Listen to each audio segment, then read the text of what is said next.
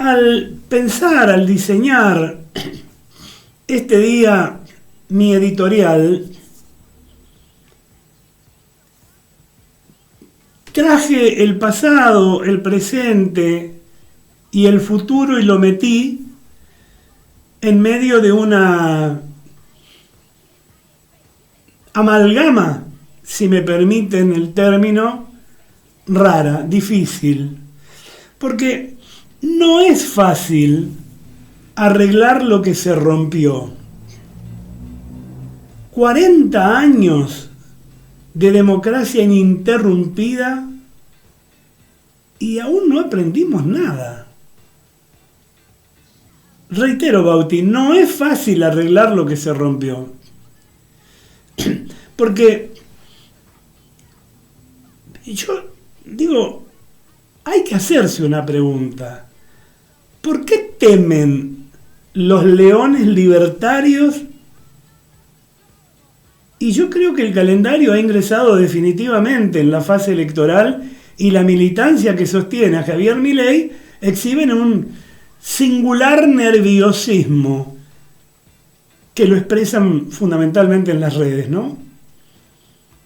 Y los economistas afines levantan la guardia, alertan sobre la posibilidad de una magra performance en las urnas. ¿Ven fantasma acaso?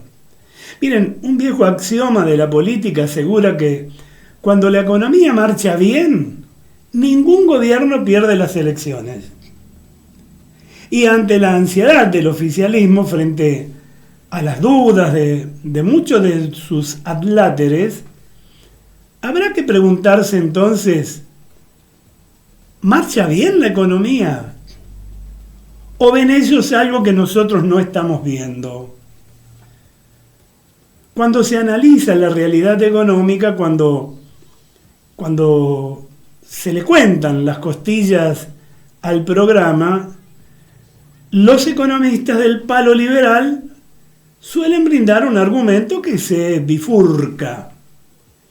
Aseguran, primero, que todo lo que está ejecutando el equipo del ministro Caputo es correcto, necesario e inevitable. También recalcan que, aunque todas las medidas se tomen en tiempo y forma, el capital inversor de adentro y de afuera, ¿no?, siempre exigirá más. Digo, han perdido la fe y la confianza, o la hemos perdido nosotros. O dicho de otra manera, que la gestión Milei estará eternamente bajo un examen. ¿Es culpa o responsabilidad absoluta de Milei la incertidumbre y desconfianza que anida en el capital y que demora las inversiones? Bueno, claramente que no. El hombre paga por el prontuario de la Argentina, manchada en repetidos default, peronista siempre, estacillaciones y demás cuestiones, ¿no? Y aunque viva dándole señales al mercado, aseguran sus fieles, siempre le van a pedir más. Y lo vemos. Mientras tanto pasa el tiempo y lo saben los libertarios, ¿eh? De su insondable laberinto algún día surgirá un peronismo reconstruido. ¿Podrán liquidar la fuerza del cielo como lo sueñan a la bestia de los 1000 rostros, como dijo el presidente? Bueno, eso también lo va a decir el tiempo. Pero ahora, en este momento político, nadie puede pensar que la Libertad Avanza vaya a fracasar en sus segundas elecciones frente a la alianza de los innombrables Massa, Máximo, Kicillof, una coalición que la verdad mete espanto, ¿no? No hay amenaza que recorte su figura sobre el horizonte. Y entonces, ¿Por qué teme la manada libertaria? Queda claro que la baja de la inflación es el principal logro y además el ariete del gobierno. Y que el proceso descendente, sin lugar a dudas, ha beneficiado a la población en su conjunto. También quedó claro que el orden fiscal parió un pronto superávit y que con las cuentas en positivo no hay emisión monetaria y por ende se apaga la inflación progresivamente. La lógica es de manual, ¿no? El manual, sin embargo, a veces no contempla que tener superávit o déficit no es solamente una cuestión meramente económica, sino también una decisión política. Este gobierno ha decidido aplicar la motosierra sin piedad para que las cuentas sean positivas, para ganar en prolijidad, en equilibrio y además en previsibilidad. Otros, en cambio, tal vez prefieran maniobrar peligrosamente con cierto déficit para financiar de alguna manera puntos claves de los que podemos llamar lo público, ¿no? Y en lo público, ya sabe, abarcamos todo. Es que si a lo económico le adosamos el factor político, entonces quizás todo el mecanismo del Estado, con sus funciones y beneficios, no terminen por entrar en la cajita libertaria. Y la gente, el pueblo, la sociedad, recibe las medidas económicas con la razón. Bueno, pero siente la vida con las entrañas, ¿eh? Tal vez allí resida el temor libertario. ¿Tiene el mismo efecto electoral sobre los votantes el argumento del imperioso ordenamiento macroeconómico y su teoría liberal que la angustiante sensación de escasez y billeteras vacías? Bueno, miren, en esta semana pasada volvió a emerger el mascarón de proa del gobierno. El índice de inflación difundido por el INDEC alcanzó el 1,6% mensual en junio, un guarismo algo menor a lo que proyectaban los expertos. Y este es, sin dudas, el estandarte electoral de La Libertad Avanza. Bueno, y valga decirlo, ¿no? No es poca cosa. La alegría por el rumbo confirmado, sin embargo, me parece que duró poco. En el encadenamiento de días, el dólar se mostró nuevamente brioso y hoy continúa en esa escala, en esa temperatura. Amigos, a todos nos gusta que el dólar flote cuando se va para abajo, pero cuando sube todos se ponen nerviosos y bueno, y entonces el gobierno interviene. Los analistas tejieron 1000 versiones acerca de los motivos por los cuales el billete verde comenzó a escalar en sus diversas cotizaciones. El abanico es absolutamente amplio y va desde la propia dinámica de un año electoral hasta las idas y vueltas del fallo contra el Estado por la privatización de YPF. Ni lerdo ni perezoso, el equipo económico exhibió una vez más un rasgo pragmáticos y contra lo que manda la religión liberal, intervino en el mercado de futuro para controlar la divisa cada vez que hizo falta. Hubo también un análisis técnico que explicó el movimiento ascendente del dólar. Pasa que sobran pesos en la plaza y por eso el gobierno salió a calzarlos con nuevas emisiones de letras para evitar que deriven naturalmente hacia el mercado cambiario. Pero ese argumento que fluye subterráneo está demasiado lejos de la percepción del ahorrista de a pie que observa los movimientos de las pizarras y toma decisiones concretas. Mientras tanto, el consumo interno exhibe realidades absolutamente diversas. Estamos en vacaciones de invierno, el sector turístico reclama porque de cara a las vacaciones precisamente, las reservas en los destinos tradicionales están en niveles de lágrima. Y los vendedores de indumentaria, aún en los circuitos más populares, adelantan las liquidaciones porque no venden nada. ¿Dónde hay un mango, viejo Gómez, no? Decía el tango. En ese mosaico variopinto, poco a poco los productos importados se van haciendo un lugar en las góndolas.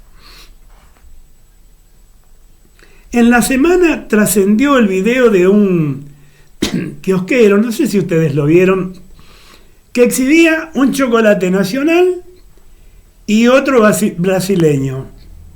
Pero la casualidad, lo raro, que eran de la misma empresa y la misma calidad, donde el extranjero costaba exactamente la mitad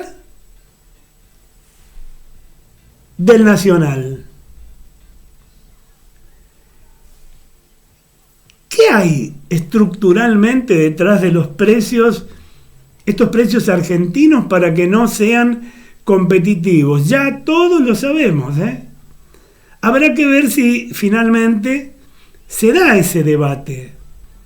La afirmación es subjetiva.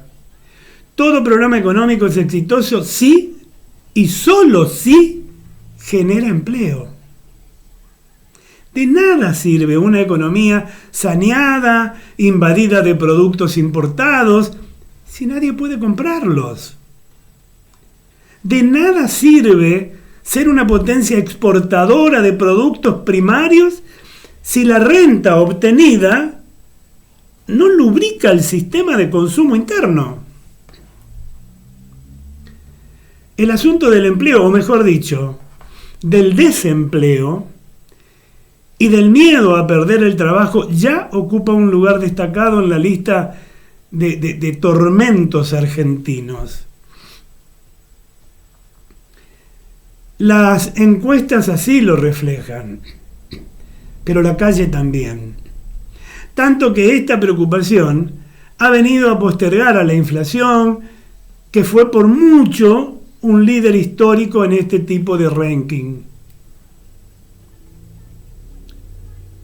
Hace un puñado de días, hasta el periodista que pregunta lo que quieren, los entrevistados, Luis Majul, en teoría vamos a darle crédito, cruzó al ministro de Desregulación y Transformación del Estado, Federico Sturzenegger, por el incremento de la desocupación, que según datos del INDEC asciende al 7.9% durante el primer trimestre del año. Y el diálogo, si mal no recuerdo, se dio más o menos de esta manera. Vos no me tenés que preguntar por los 50.000 ñoquis que quedaron sin trabajo en el Estado. Me tenés que preguntar sobre los miles de puestos de trabajo que se crearon cuando nosotros le devolvimos 2.000 millones de dólares a los argentinos que hoy no se lo tenemos que cobrar porque no hay que pagarles a esos 50.000 empleados. El periodista preguntó, ¿pero se crearon esos puestos de trabajo? Por supuesto que sí, respondió el ministro. ¿Y dónde están? Si ahora hay más desocupación, dijo el periodista. La ecuación entre el empleo y el desempleo tiene una X para ser despejada: el trabajo informal. Un documento de Fundar revela que en el país el 36% de los asalariados trabaja de manera informal. Si sumamos a los trabajadores independientes, las cifras ascienden al 42%. Esto equivale a casi 9 millones de personas con empleo informal, dijo el ministro. Los trabajadores en este segmento son aquellos que, al no estar registrados, carecen de beneficios sociales como aportes jubilatorios, obra social con cobertura de salud. Y a la hora de desmenuzar las estadísticas, surge que entre los trabajadores independientes o los cuentapropistas, el 57% se encuentra en la informalidad. Pero dentro de ese grupo hay dos realidades muy distintas. Mientras que entre los cuentapropistas, el grupo más numeroso, la informalidad alcanza el 62%, entre los patrones, es decir, dueños de empresas, en general pequeñas, ¿no? Las pymes, es inferior al 20%. Eso lo dice Fundar. La informalidad también varía fuertemente según el rubro en el que se trabaja. Es muy baja en el sector público, menos del 10%, pero casi llega al 50% en el sector privado. Y dentro del sector privado, las diferencias son grandes. Mientras que en actividades como el petróleo, la minería o las finanzas, la informalidad es menor al 15%, en el agro, la gastronomía, el servicio doméstico y la construcción supera el 60%. 9 de las 12 provincias con mayor informalidad asalariada pertenecen al famoso Norte Grande. En distritos como Salta, Santiago del Estero y Tucumán, más de la mitad de los asalariados trabaja en la informalidad. La informalidad en la Argentina es hoy más alta que hace 40 años. No es fácil, debemos reconocerlo. No es fácil arreglar lo que se rompió. Lo importante es no volver a cometer los mismos errores. Porque lo que queda claro es que algo hicimos mal. Y es tiempo de repararlo.